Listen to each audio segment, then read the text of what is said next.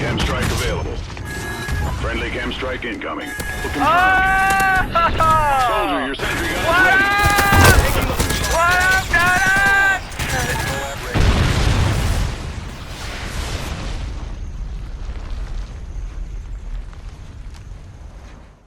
Good morning, you beautiful people. I hope you guys are having a wonderful day today. Welcome to the first episode of a 2-episode series of what Advanced Warfare did. What Advanced Warfare did right, what Advanced Warfare did wrong. I thought I would create a nice, simple, short video for you beautiful people today. And the easiest video I can come up with is what did Advanced Warfare do right. It should be one of the shorter videos on my entire channel because there's not a lot of stuff Advanced Warfare did right, but let's hop right into it. All joking aside, there are some really cool ideas in Advanced Warfare, and Advanced Warfare did do some things right. Let's begin with the whole idea of the thruster packs. Actually, they're not thruster packs, it's Black Ops 3 Exo scoots you can wear on your outside. No, exoskeletons, exos, you know, that's what Advanced Warfare was all about. And if you were to tell me Call of Duty must have this double jump ability where you're flying around all crazy, if you were to tell me that and then let me play Advanced Warfare, which actually did happen, this is definitely the smoothest and kind of most fluid, I want to say. I don't want to say most fluid, but I want to say the sharpest and most intuitive. That's what it is. It's the most intuitive design that they could have come up with. As soon as you pick up the controller, you know exactly what you're going to do in the air. You know, the thrusts themselves, the boosts themselves, yes, you only have 2 of them, but you know exactly which direction you're going to go, you know where you're going to go, you're going to know for how long.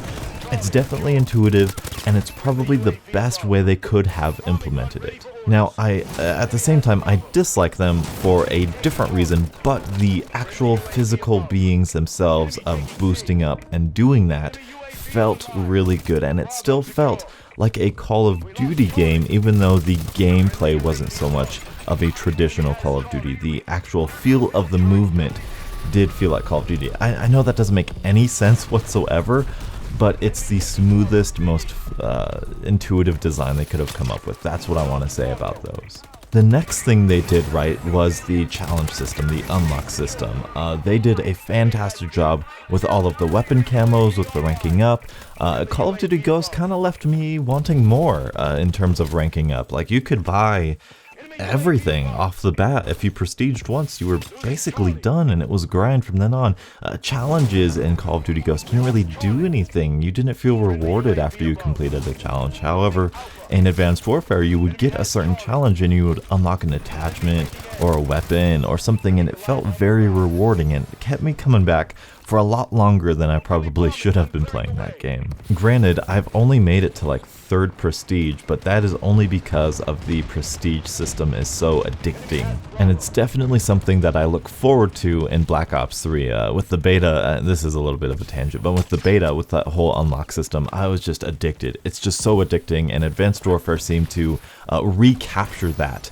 After coming off of Call of Duty Ghosts' kind of stale, monotonous grind, it was really refreshing to actually grind for something instead of grinding just for a number. And the biggest thing Advanced Warfare did right now, this might be controversial, but this is an idea that needs to be in Call of Duty forever. The idea that Advanced Warfare got not perfect, but did right, step in the right direction, attachments on kill streaks. That is huge. That is going to be the next huge innovation in Call of Duty. I can see it. I hope Infinity Ward picks up on it because it's genius. I've wanted this ever since Modern Warfare 3. Ever since Modern Warfare 3, I thought, how fantastic would it be for attachments and perks to be on your kill streaks. Now, the way they implemented it in Advanced Warfare wasn't the best. You know, Drifter put it in his video that sometimes when you put an attachment on your kill streaks, it felt like it wasn't worth it because it was super overpowered. But at other times it felt like the base kill streak wasn't good enough. You can see this dramatically with the assault drone by itself. It's worth a lot, but it's pretty worthless. But you put on rockets on it, then it's super overpowered. but it's not worth the amount of points that it costs to actually put the rockets on. So you get this weird balancing effect that that Advanced Warfare tried to do, but really didn't achieve it very well. Granted, it's the first time anybody's ever tried it, so you can't really blame them for that, but it was the idea that I really fell in love with. I love it so much. Personally, I don't think it should cost any more or less to put attachments on your kill streaks, but Advanced Warfare took it really, really far with changing the way kill streaks functioned dramatically, which it had to dictate a different point value for that specific kill streak. I'm thinking about more subtle things, more attachments than completely changing the kill streak altogether. I'm thinking back in Modern Warfare 3, imagine the Reaper. You remember the Reaper or the AC-130? That's a more infamous one. Think of the AC-130. You achieve an AC-130, you earn it, you call it in, works just like an AC-130, but imagine this. Picture this, beautiful people.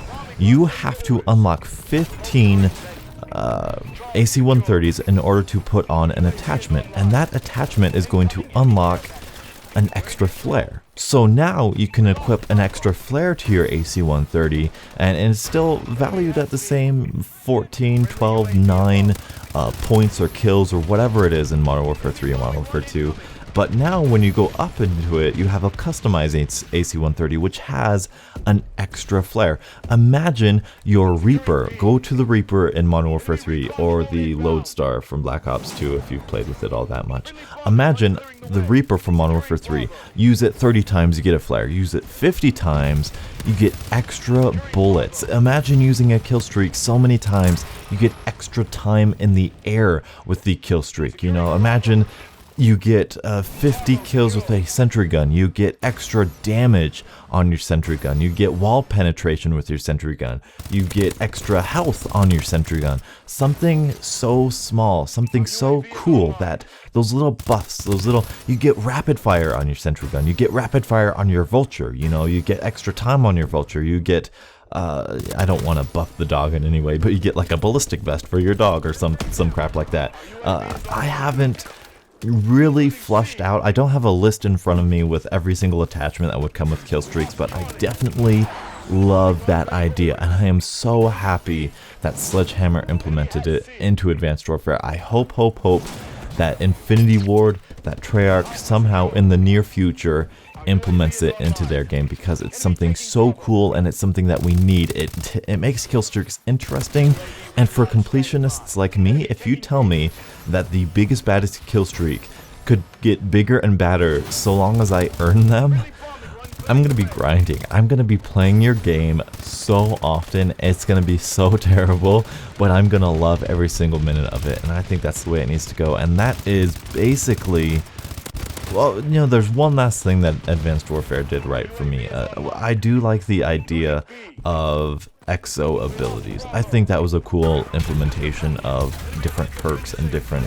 abilities. For example, the trophy system in Black Ops 2 and Modern Warfare 3 and Ghost. Like, it's nice. It's good to have a trophy system, but playing Momentum, when you just hit your arm and your body is the trophy system, that's really cool. Like, that's awesome, or when you press a button and you become faster, you press a button and you go invisible. Like, that's something so cool, and it's a different dynamic. It's almost like a temporary perk. It's a perk that you don't need to spend a perk slot on. You don't need to burn that 1 point on, but you get to use it for a specific moment in time. And I think that could be really cool. It could really balance out certain perks and abilities and such like that. And I really enjoyed it. I think that's the key elements that kept me coming back to Advanced Warfare.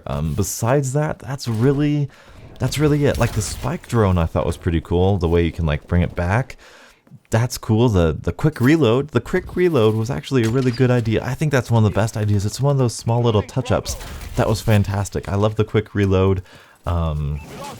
Because you get in those gunfights, you don't have sleight of hand, you panic, you spam X, and then you really quickly, not really quickly, but quicker than usually, reload your gun, and I think it's really cool. And going back to Black Ops 3, I guess, and Ghosts, I did miss my fast reload. I did miss it.